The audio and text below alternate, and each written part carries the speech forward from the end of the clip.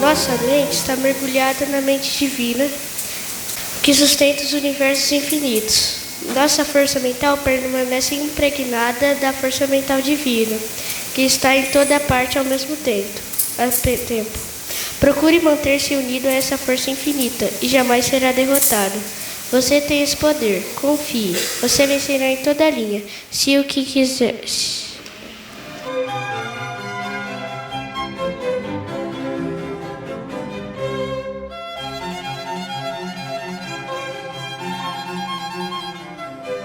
Boa noite. Primeiramente, eu quero agradecer à casa, que sempre nos recebe com muito carinho e que permite que eu possa aqui retornar para que possamos juntos fazermos as reflexões do Evangelho, da Boa Nova, de forma que estejamos providos de forças para prosseguir no processo de regeneração. Então, mais uma vez, eu agradeço a casa por ter permitido o meu retorno. E eu vou começar conversando com você, te perguntando o seguinte: e aí, como é que você está? Você está bem? Alguém já te perguntou isso hoje? Porque geralmente quando a gente pergunta é algo meio, aquela coisa meio polida, de educação. E aí, você está bem? Ah, sim, estou bem. Mas o fato é que no dia a dia, nas nossas vidas, a ideia do você está bem, meu irmão, minha irmã, vai se perdendo. Realmente, muitos fazem essa pergunta um para o outro do ponto de vista da educação, mas eu te pergunto mais. Você já se perguntou hoje para você se você está bem? Que é o maior interessado de todos. Eu sei que a gente queria estar bem o tempo todo. Ora, bolas, somos espíritas. Fomos ensinados que somos pessoas que tivemos essa bênção, essa benesse de sermos dotados de um conhecimento tão especial, para que pudéssemos galgar os degraus devidos e conquistar a nós mesmos. Então, eu acho que você já ouviu algo do tipo: não, mas o espírita não pode entrar em depressão. Não, mas o espírita não pode ficar mal. Se alguém te disser isso, eu te recomendaria sair correndo sem olhar para trás. A interpretação mais aprofundada seria mostrar o fato de que sim, somos privilegiados, mas antes somos seres humanos. Retornamos aqui nas mesmas condições que todo mundo retorna. E o planeta não é ainda um planeta lindo, onde tudo é bom, tudo é perfeito.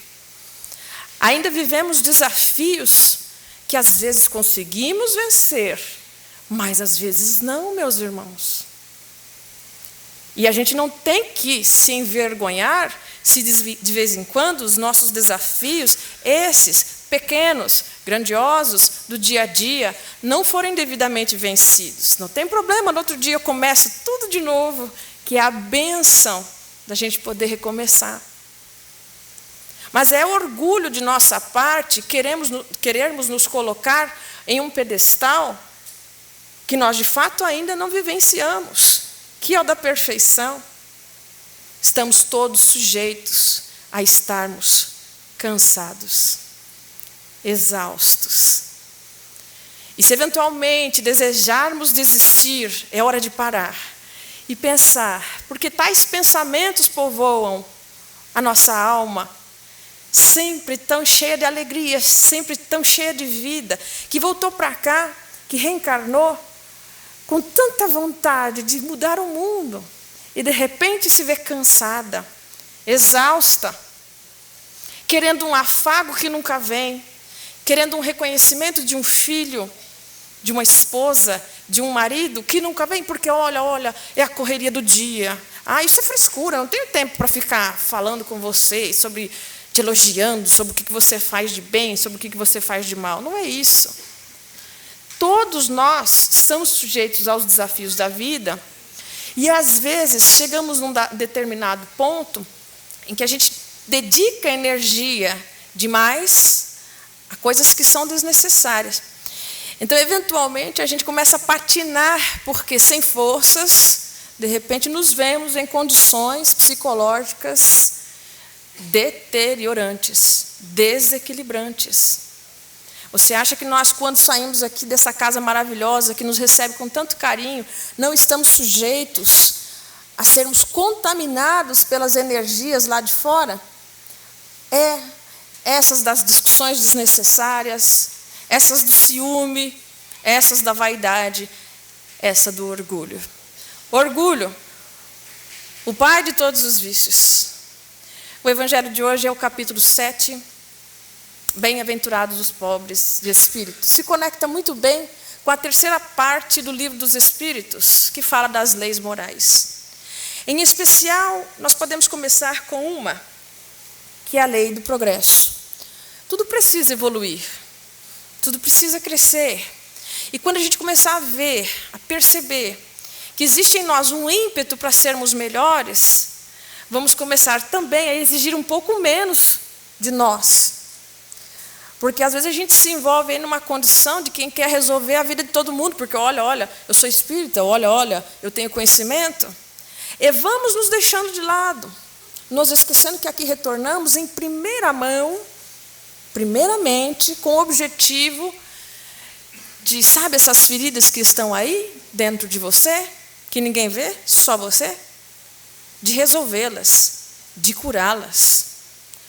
Sabe quando a gente se irrita à toa? Isso geralmente demonstra qual que é a nossa fragilidade. São as lesões da alma. E são essas as lesões da alma que a gente tem que ter muito cuidado e atentar, antes de buscarmos tão veementemente nos envolver em resolver o problema de Deus e todo mundo.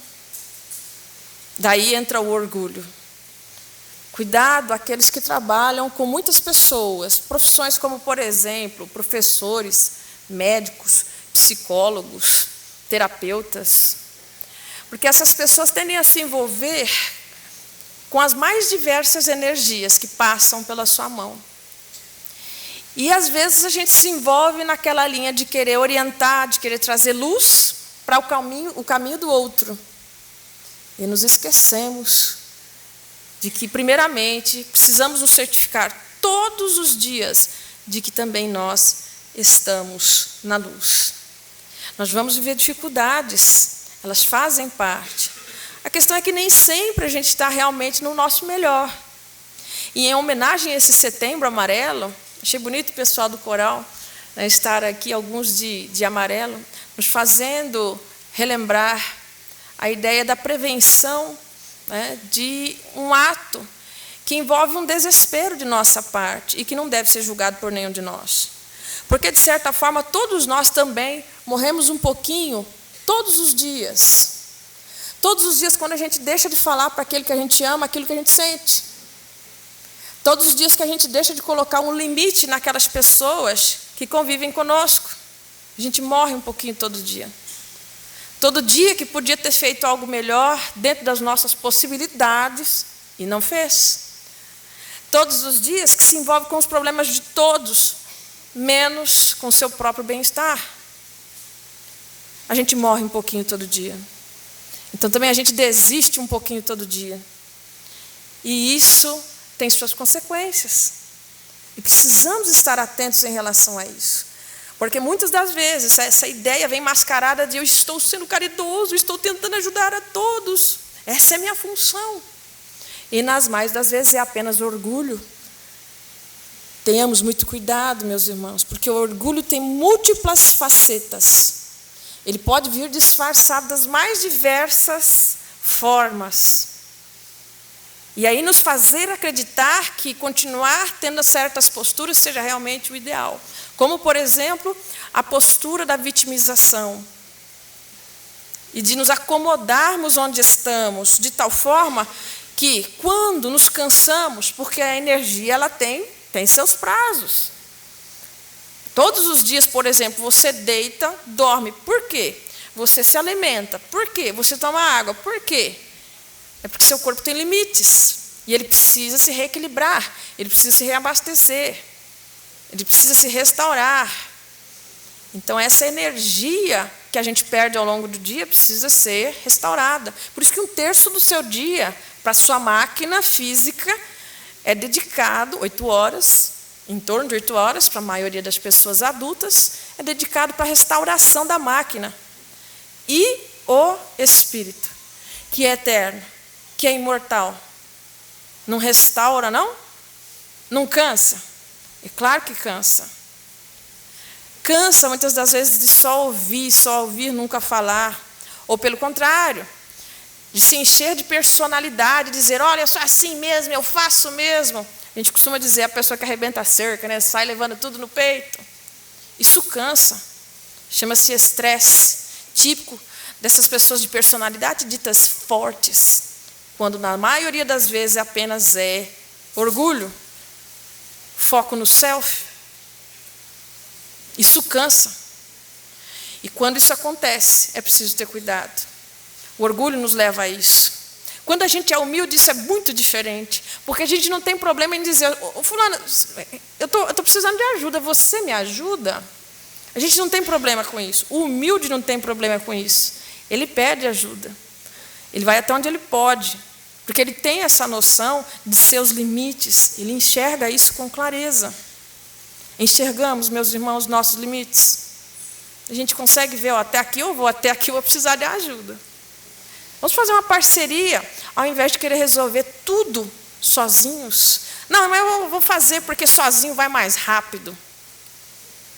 E não, de repente em grupo seria mais importante, porque a gente aprende a deslocar nosso excesso de personalidade um pouquinho de lado.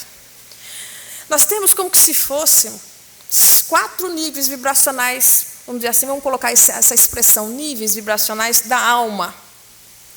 O primeiro seria quando a gente sai das mãos do Pai, e de lá estamos iniciando o nosso processo de individualização. Nesse momento, estagiamos os mais diversos níveis da matéria.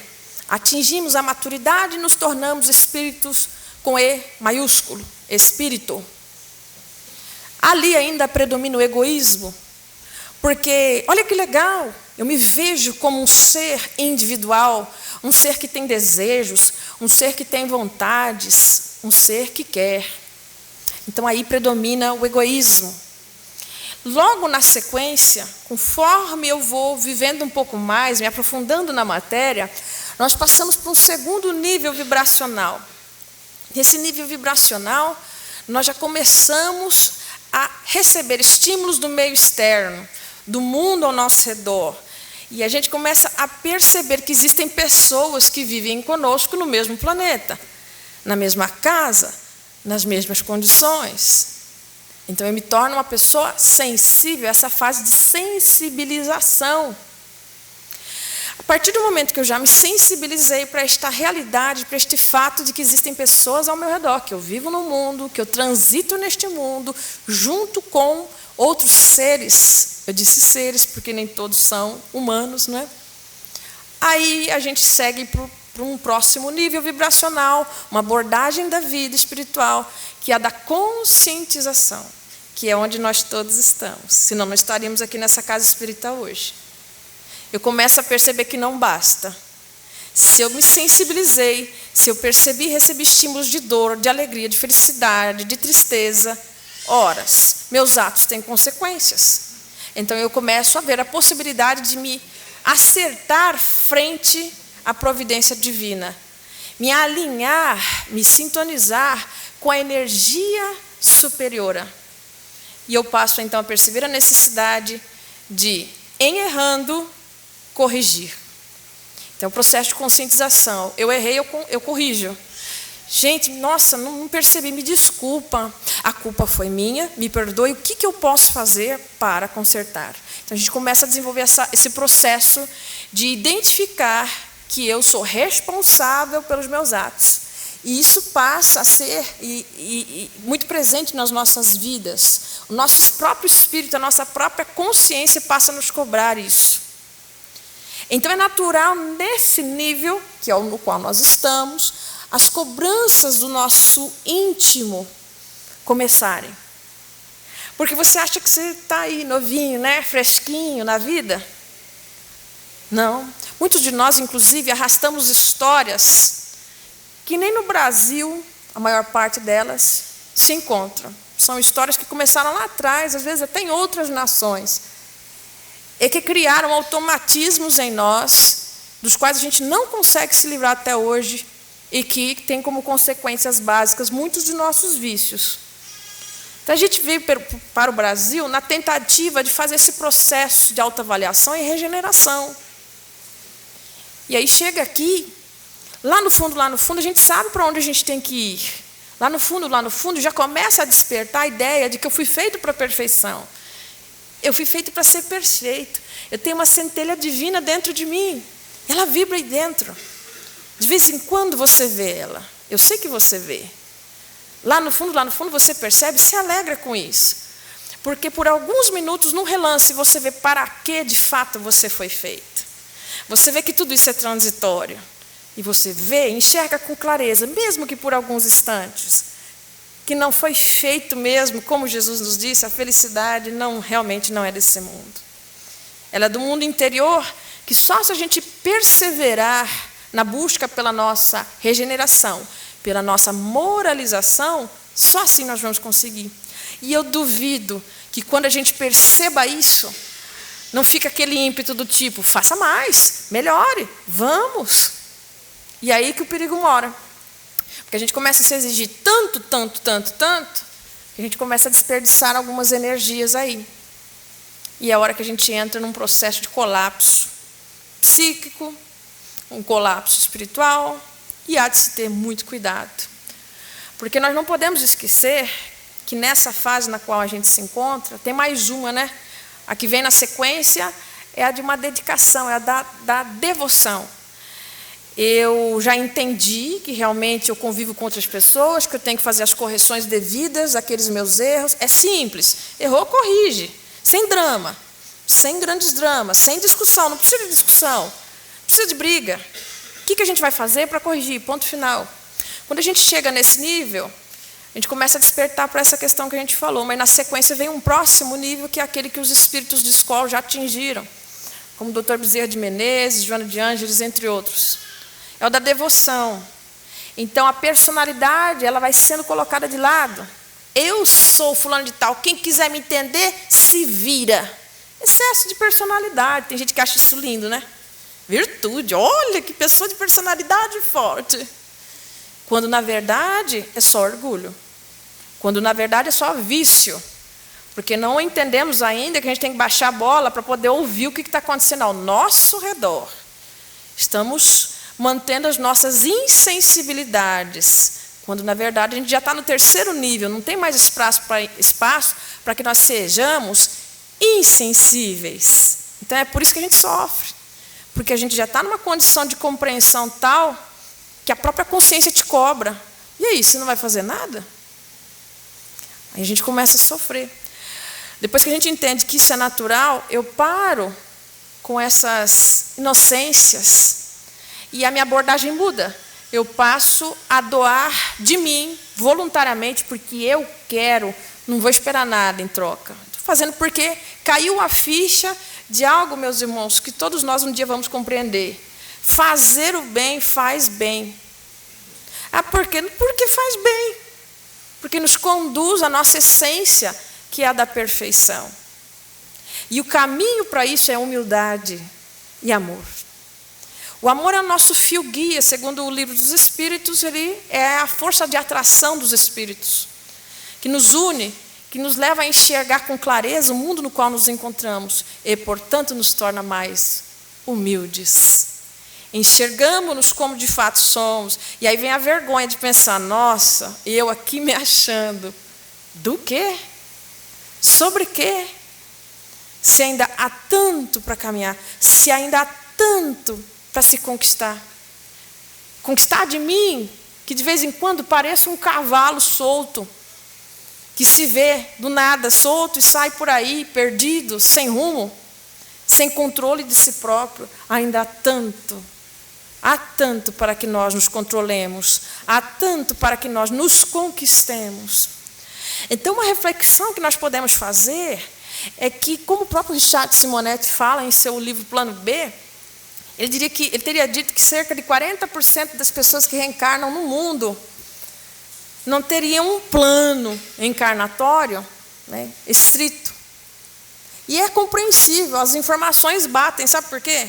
Porque provavelmente são as pessoas que ainda não se encontram na fase da conscientização, o terceiro nível vibracional do qual nós falamos. São as pessoas que estão um pouquinho atrasadas e precisam se sensibilizar primeiro. Aí eu te pergunto, às vezes a gente fica aí sofrendo porque a gente vai se relacionar com alguém e porque quer que a pessoa entenda o seu ponto de vista, aquilo que você está desejando, a sua postura, e a pessoa simplesmente não entende, não está nem aí, parece que aquele nada é a mesma coisa. E você pode se surpreender. Não se surpreenda, porque nós vivemos num mundo em que ainda há muitos irmãos junto conosco aqui na caminhada que são insensíveis. E que estão exatamente fazendo isso em suas vidas, se sensibilizando. Então, o processo de evolução dele é diferente do seu. E como que a gente não vai compreender isso como espíritas que somos, como cristãos que somos? É mais do que necessário. Exige-se de nós essa compreensão. Mas então exige-se de nós também uma outra questão. Não desperdiçarmos nossas energias com discussões desnecessárias. Você tem que entender que é assim, você não está entendendo. Você às vezes não vai entender tão cedo. Porque primeiro, para a gente aprender qualquer coisa que se quiser, você tem que ser sensível para aquele assunto. Você tem que estar interessado, tem que estar sensibilizado, aberto para esses estímulos. Está aberto? Ah, estou. Então agora começa o processo de aprendizagem. Agora você vai adquirir informações e trazer significado para essas informações. Antes disso, querer colocar para um irmão nosso uma ideia, uma visão, é inútil. Você precisa enxergar que isso faz você perder energia, sim. E às vezes, se no final do seu dia você chega cansado, fala, nossa, parece que passou um trator por cima de mim. A gente tem que fazer a nossa avaliação, como Santo Agostinho nos recomenda, e pensar, será que eu não fiz isso? Será que eu não fiquei esperando do meu próximo aquilo que ele não podia ainda dar? E mais, no processo da vida, a gente troca energias. Também tem uma confusão que a gente faz aqui. Como muitos de nós já estamos no terceiro nível vibracional, isso não é motivo de orgulho, viu, gente? Já que a gente está falando de orgulho e humildade, exato. Não é motivo de orgulho. É motivo apenas de atenção de nossa parte para a gente saber o que fazer. O que vai acontecer? Muitos de nós, naturalmente, vamos ter a necessidade de nos sentirmos bem, num mundo tranquilo. E não é bem assim. Porque se estamos nessa situação, muitas pessoas vão passar por nossas vidas, já que são insensíveis, nos dizendo tantas coisas, tantas bobagens, falando tantas coisas desnecessárias, emitindo tantas energias infelizes. Eu vou te contar uma coisa, vou compartilhar uma coisa com você hoje. Eu andei viajando, e lógico que você viaja, você sai totalmente fora do que você come em casa e tal, e eu me vi em uma situação que eu comi totalmente errado, me alimentei mal. E fiquei irritada com isso, porque eu fiquei pensando, estou saindo fora totalmente, porque essa comida eu não conheço, não sei, é um lugar diferente. Quando eu voltei, lógico, voltei com uns quilinhos a mais. E no serviço, uma pessoa que não me via há muito tempo, cruzou e falou, nossa, como você engordou, hein? Gordinha que você está, nossa, olha que cara cheia que você tem de bolacha.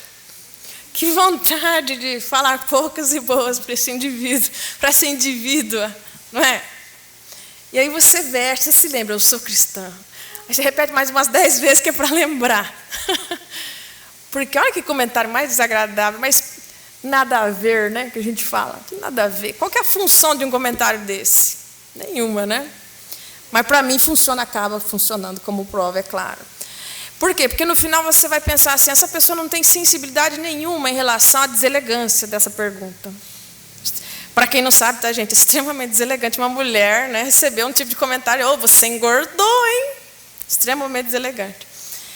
Mas essa pessoa não tem sensibilidade. Eu não falaria isso, mas nunca. Mas ela falou. Eu vou querer me comparar com ela? Não tem comparação. Minha história é diferente, minha vivência é diferente. Né? E a minha consciência me fez seguir por certos certas posturas diferentes.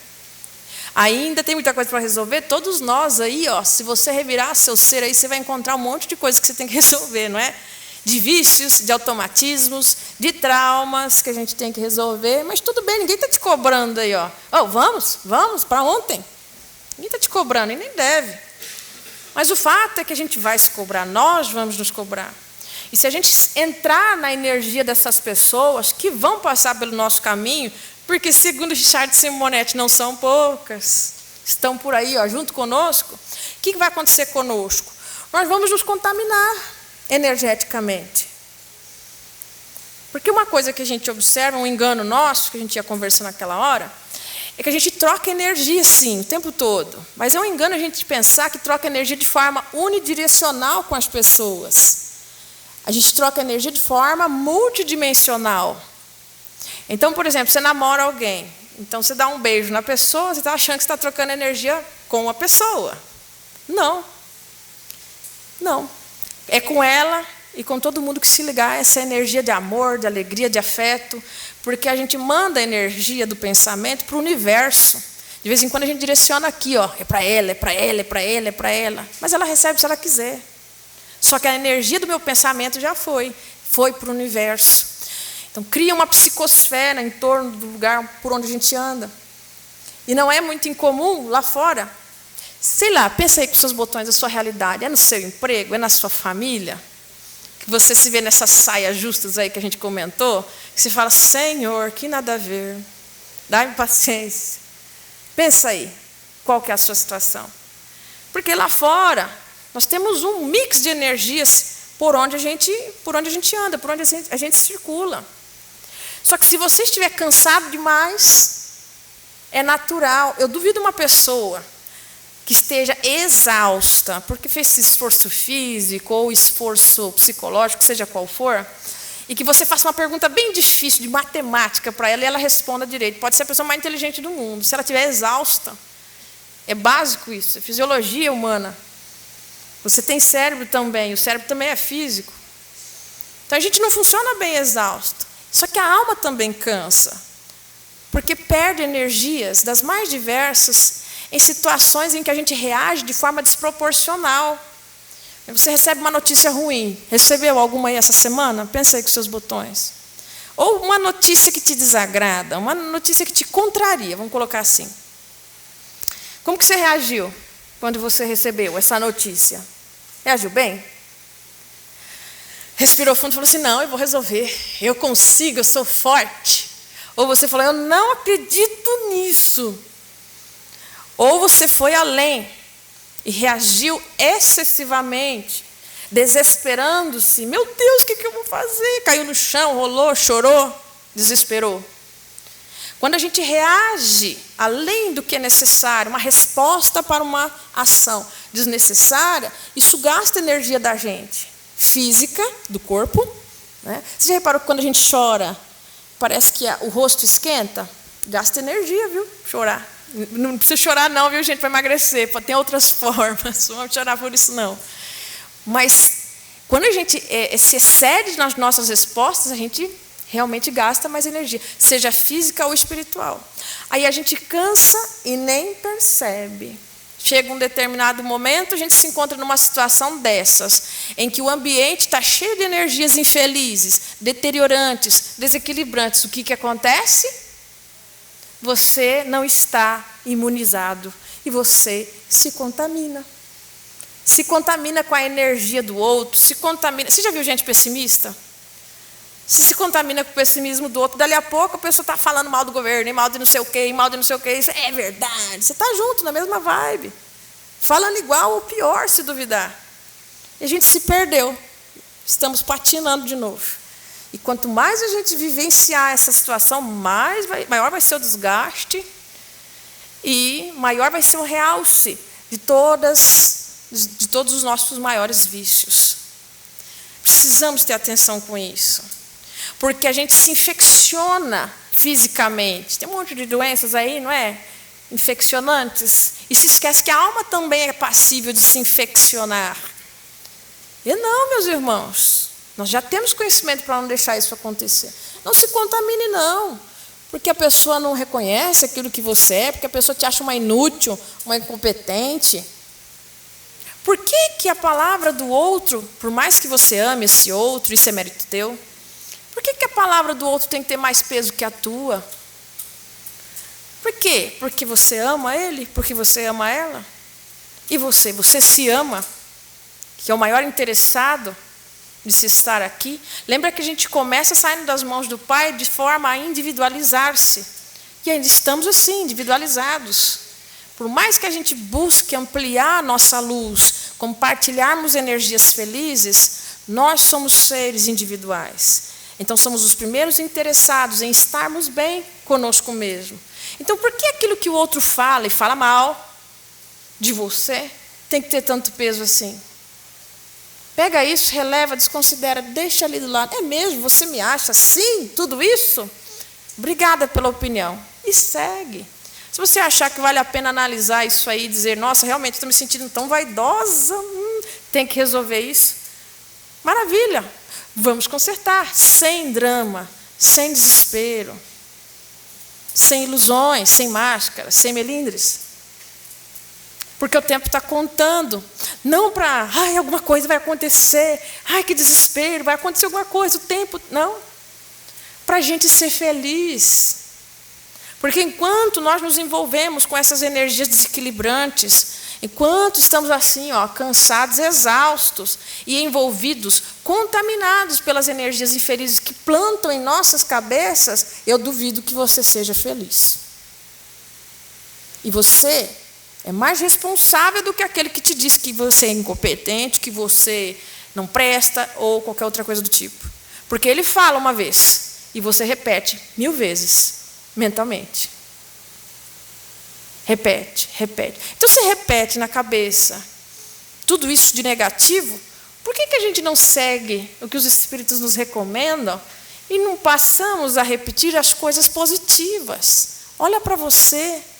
Perfeito, perfeita, buscando energias felizes, cantando junto com o coral agora há pouco, vibrando nessa energia de alegria, sentindo a necessidade de se procurar a paz, compartilhando um carinho, um afago, um sorriso com o outro. Olha para você, que pessoa linda você é, cheia de benesses, cheia de simplicidade no coração, que ri fácil, que procura o melhor de si próprio para dar para aquele que passa pelo teu caminho, e você nem conhece essas pessoas que passam pelo seu caminho, sempre assim, iluminado, cheio de vontade de ser melhor. Como que isso pode ser e valer menos do que os seus defeitos? Seus defeitos são temporários.